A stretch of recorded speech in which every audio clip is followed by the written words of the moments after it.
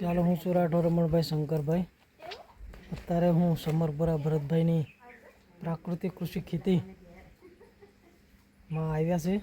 તો આપ જોઈ શકો છો, આપણે ભરતભાઈ નરસિંહભાઈ પ્રાકૃતિક કૃષિ ફાર્મ ભૂમિ ગંગા એમના ઘરે આવી ગયા છે. હવે વાડીએ આપણે જોવા જઈશું. ની બધી પ્રાકૃતિક ખેતી છે. પ્રાકૃતિક કૃષિ ખેતીમાં બધું પંચત્રીય મોડલ, એટલે કે શાકભાજી છે, મકઈ છે, ચણા છે. અહીંથી શરૂઆત કરીએ. જો મકઈ આપણે ડુંગળી છે, તાંદળજા છે, મેથી છે, આ ગલકા ચડાવ્યા છે, આ ધાણા છે. સરસ ખેતી. આ મકઈ છે પ્રાકૃતિક. મકઈ સરસ ઉત્પાદન છે. ભરતભાઈની વાડીમાં આપણે પ્રવેશ કરીએ. આંતર પાકમાં મકઈ છે, રીંગણી છે, ચણા છે. આ ચણા સફેદ ચણા છે. સરસ. ચણા એવી પ્રકારના છે કે સફેદ જ આવે, એનું ચોટું બી સફેદ. એ પ્રકારના ચણા છે. સોલે ચણા. આ મકાઈ છે ધાણીની મકાઈ. આ મકઈ એની મકઈ છે. ધાણી ફોડે ને, હા હા હા હા. એ ધાણી મોટી થયા. એનો જોવા જેવો દાણો આવે, પણ ધાણી બનાવો ને એટલે બહુ મોટો. એટલે ધાણી ફોડીને એને એટલે મકઈ નાની રહી છે એમ ને. એનું બીજ બહુ નાનો હોય, પણ ધાણી ફોડે એટલે જે ખતરનાક મોટો ફૂલાઈ જાય. આ મકઈનું બિયારણ કરવા માટે જ કર્યું છે એમ ને. કઈથી બિયારણ લઈ આવ્યા હતા? ગામમાં એક છોકરો છે પ્રકાશભાઈ કરીને, અને ત્યાં હતી એટલે નોકરી લઈ બિયારણ થઈ જાય, પછી બીજે વર્ષ માટે કામ લઈ આવ્યો હતો મેં. આ ધાણાની ખેતી કરી હતી. એ ધાણા તૈયાર પાકીને તૈયાર થઈ ગયા છે. હવે એને લણણી કરવાની, પાક કટિંગ કરવાની તૈયારી થઈ ગઈ. સરસ પાક લેવામાં આવ્યો છે ભરતભાઈ. ગયા વર્ષે પણ ભરતભાઈ બહુ ધાણા, પ્રાકૃતિક ધાણાનું વેચાણ કર્યું. આ વર્ષે પણ 2 લેંગી ધાણા છે. જેને જરૂર હોય એને સંપર્ક કરતા રહેજો.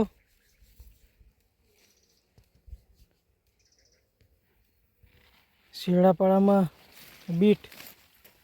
બીટ નાખેલ છે, કારણ કે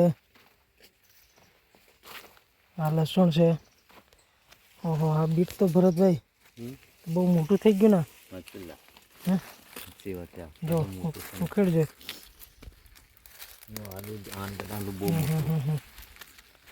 1.5 કિલોના જેવા બીટ છે. હવે તો વેચાણ કરી દેવાનું ને યાર. બહુ મોટા બીટ છે. આ ફુલેવર છે. સરસ ફુલેવર નીકળે છે. સરગવી છે. એની શીંગો પણ એટલી બધી ખતરનાક છે. સરગવી કે સરગવો છે ભરતભાઈ? સરગવી ને છે. 3 ફૂટ લાંબી થાય છે આપણી શીંગ.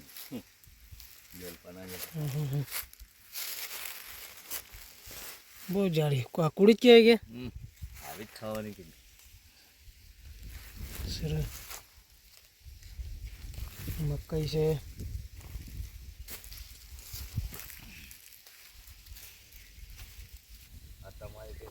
તો ભરતભાઈનું પ્રાકૃતિક મોડલ ફાર્મ અત્યારે આપણે જોયું.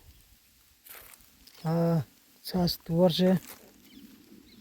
આ ધતુરા. આ મકઈ છે. મકઈ પણ પ્રાકૃતિક જ છે. એટલે આપ જોઈ શકો છો, થોડી પીળાશ લાગે છે. કારણ કે પ્રાકૃતિકમાં શું છે કે રાસાયણિક ખાતર નહીં નાખવામાં આવતું, એટલે થોડી પીળાશ લાગે. અને પીળાશ કાઢવા માટે એને પોટાશ, એને આંકડાનું હા દ્રાવણ બનાવીને એનો એક ડોઝ આપીએ તો થોડીક લીલાશ આવે, પણ તો એ સરસ મકાઈ છે. આ પ્રાકૃતિક ભરતભાઈ કે એનું કહેવું છે કે એક જ વાર જીવામૃત નાખ્યું છે, હજુ એનો કોઈ બીજો યુઝ નહીં કર્યો, તે આટલું સરસ ઉત્પાદન છે. પ્રાકૃતિક ઘરે તેલ ખાવા માટે પણ એ લોકો મગફળી નાખી હતી, પણ થોડી આછી પડી. આટલામાં જે નીકળે તેનું તેલ કાઢીને યુઝ કરે છે. પ્રાકૃતિકમાં શું છે કે બધું જ પકવવું પડતું હોય છે. ખોરાક માટે મકાઈ, તુવર, ડાંગર, આ ઘઉં પ્રાકૃતિક. બાકી બીજી જગ્યાએ રાસાયણિક ખોદવું ના પડે એટલા માટે બધું ખેતરમાં પકવી લેવાનું હોય છે. તો આ ઘઉં છે, ઘઉં પણ સરસ નીકળી ગયા છે. 3 પાણીના ઘઉં છે રમણભાઈ. 3 પાણીના ઘઉં કહેવાય છે ભરતભાઈનું કહેવું છે. સરસ ઘઉં છે.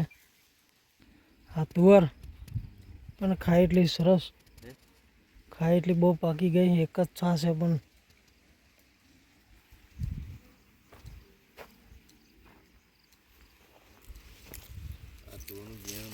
મકાઈ બહુ સરસ. મકાઈ આટલી બધી બહુ ઉછરી ગયેલા ભરત, મકાઈ બહુ ઉછરી ગઈ છે. હા સફેદ કે પીળી? સફેદ મકાઈ છે. દેશી બીજ જ છે કે આ તો શું? હે દેશી જ બીજ છે એમ. દેશી જુગાડ. આ વર્ષે વટાણા ફેલ ગયા એવું છે. ગયા વર્ષે વટાણા બહુ સરસ લાગ્યા હતા. આ વર્ષે વટાણા જોઈએ એવા નથી, વણસામાં આવી ગયા એવું લાગે. આ બાજુમાં જ એમના ભાઈનું ખેતર છે, ભરતભાઈ. એને બાજુમાં આ રાસાયણિક છે. આ ડોળા ફૂટ આવી અને પડી ગઈ બધી મકાઈ. આપ જોઈ શકો છો કે આ રાસાયણિક છે. DAP ખાતર, યુરિયા ખાતર અને દવાનો છંટકાવ તો આ મકાઈ છે. અને હાથે તમને આ બીજી ભરતભાઈની મકાઈ બતાવીએ તો આ એમનું એક જ ખેતર છે. તો ભરતભાઈની આ મકાઈ છે. જુઓ આ પ્રાકૃતિક છે. તો પ્રાકૃતિક કરવું કે રાસાયણિક કરવું, કોઈ ખર્ચા વગરની ખેતી, 0 બજેટ ખેતી.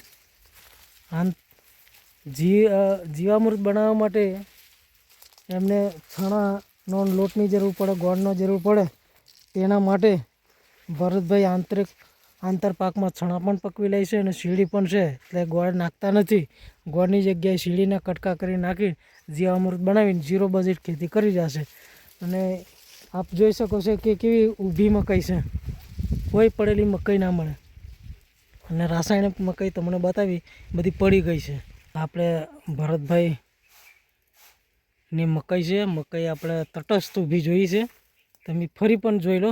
આ મકાઈ ઊભી છે અને હાથેથી જ એમના ભાઈની ખેતી છે તે તમને બતાવવાનો પ્રયત્ન કરીશ. આ એમને પણ ડોળા ફોડ્યા છે અને રાસાયણિક છે એમને પણ ડોળા ફોડ્યા છે. પણ ડોળા ફોડતાની સાથે જ આ મકાઈ જેવો વજન આવે એવો પડી જાય છે. તો મકાઈમાં ફેર છે. તો આ કેટલો ખાતરનો ખર્ચો, દવાનો ખર્ચો કરીને પકવે અને આવી રીતે પડી જાય ને ઉત્પાદન ના મળે તો આપણે રાસાયણિકમાં નુકસાન જાય. અને એની જગ્યાએ ભરતભાઈની મકાઈ ખડી ઊભી છે. એક પણ મકાઈ પડેલી જોવા મળતી નથી અને 2 ડોળા ફોડી કાઢ્યા છે. તો આ પ્રાકૃતિક છે. તો આવી ખેતીમાં શું ફેર છે આપ તમે પણ કહી શકો, કોમેન્ટ કરીને કહેજો કે પ્રાકૃતિક ખેતી કરવું જોઈએ કે રાસાયણિક ખેતી કરવી જોઈએ. તમને રાસાયણિક ખેતી પણ બતાવી અને પ્રાકૃતિક ખેતી પણ બતાવી. તો ભાઈઓ, સૌ વડીલો, માતાઓ, બહેનો કરીએ તો આપણે હવે પ્રાકૃતિક ખેતી કરીએ. બિલકુલ નજીવા ખર્ચમાં આપણી ખેતી થાય, આપણું આરોગ્ય સચવાય. આપણા દેશના વડાપ્રધાન અથાગ પ્રયત્નો કરીને પ્રાકૃતિક ખેતી તરફ વાળવા માટે કહી રહ્યા છે. આપણા ગુજરાત રાજ્યના મહામહિમ રાજ્યપાલ આચાર્ય દેવવ્રતજી પણ ખૂબ જ અથાગ પ્રયત્નો કરી રહ્યા છે. તો આપણે પણ આપણે ખેડૂત છે તો ખરેખર આપણે કઈ પ્રકારની ખેતી કરવી જોઈએ તે આપણે વિચાર કરવો જોઈએ. તો ચાલો મિત્રો, આ ભરતભાઈની ખેતી જોઈને તમે પણ કોમેન્ટ કરજો કે કઈ ખેતી કરવા જોઈએ, તો અમને પણ ખ્યાલ આવે કે પ્રાકૃતિક ખેતી એટલે શું ને રાસાયણિક ખેતી એટલે શું. તો મારું નામ ભરતભાઈ નરસિંહભાઈ ભીલ, ગામ સમરપુરા, તાલુકો નસવાડી. મારું ફાર્મનું નામ છે ભૂમિ ગંગા પ્રાકૃતિક ફાર્મ. મારો મોબાઈલ નંબર છે 93 138 56 81.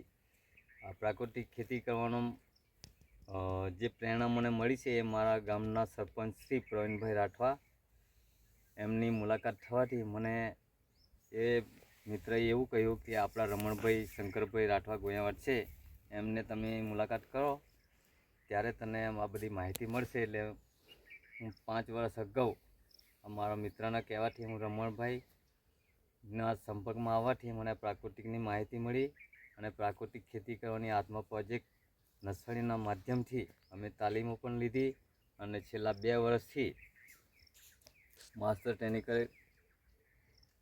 ટ્રેનર તરીકે ફરજ પણ બજાવી છે. અને ગામડે ગામડે ગયા વર્ષે 10 પંચાયતોની જવાબદારી હતી.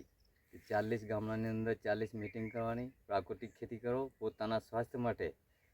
તો અમે તાલીમો બી કરાવી અને મારી જમીનમાં હું ઘન જીવામૃત પછી બીજામૃતનો પટ પાઈને વાવણી કરું છું. અને એ વાવણી કરવાથી અમને ખેતીની અંદર કોઈ પણ સુકારાનો રોગ છે, પછી બીજા કોઈ રોગ નહીં આવતા, એટલે બીજામૃતનો પટ પાઈને અમે વાવણી કરીએ છીએ. અને આ વર્ષે મારી ખેતીની અંદર બીજામૃત હું કંઈક પણ કર્યું નહીં. ખાલી એક જ વાર આ મકાઈ તમે જોઈ રહ્યા છો એ જીવામૃત એક જ વાર આપેલું છે, બીજું કોઈ ઘન જીવામૃત પણ નહીં નાખ્યું. એટલે સતત મેં 5 વર્ષથી પ્રાકૃતિક ખેતી કરી રહ્યો છું. તો એનું રિઝલ્ટ મને આજે પંચતરિયા બાગવાની રીતે ખેતી કરી છે. એટલે મારી મકાઈની અંદર તમે જોઈ રહ્યા છો 2 દોડા થઈ રહ્યા છે. તો લોકો આડેધડ ખાતરો નાખીને જમીન માતાને બંજર બનાવી રહ્યા છે. એટલે અમારે એવું કહેવું કે પોતાના સ્વાસ્થ્ય માટે પોતાનું થોડુંક પ્રાકૃતિક ખેતી કરો. એટલે હું અત્યારે મારી ખેતીની અંદર દરેક વસ્તુ ચણા બી કરી લઉં છું, ધાણા, મેથી, લસણ, ડુંગળી, ઘઉં, મકાઈ બધું જ ખેતી કરી રહ્યો છું. અને કોઈ પણને ખેડૂતને મુલાકાત લેવી હોય તો આપણે ફાર્મની મુલાકાત લઈ શકો છો. અને કોઈકને પ્રાકૃતિક ખેતી કરવી હોય તો અમે વિના મૂલ્યે બધા ખેડૂતોને અમે તાલીમ પણ આપીએ છીએ. અસ્તુ ભારત માતા કી જય, જય ગૌ માતા. ભરતભાઈ, પ્રાકૃતિક ખેતી અને રાસાયણિક ખેતીમાં શું ફેર છે? રાસાયણિક ખેતી અને પ્રાકૃતિક ખેતીમાં કે પહેલાંને મેં 5 વર્ષ અગાઉ ખેતી કરતો હતો તો મેં દર વર્ષે મારો 50,000નો ખર્ચ મિનિમમ રાસાયણિક ખેતી કરવાથી મારો ખર્ચ થતો હતો. અત્યારે પ્રાકૃતિક ખેતી કરવાથી મારે 0 બજેટ ખેતી કહું તોય પણ ચાલે. કોઈ રૂપિયાની દવા નહીં લાવવાની, રૂપિયાનું ખાતર નહીં લાવવાનું, એ રીતે હું ખેતી કરી રહ્યો છું.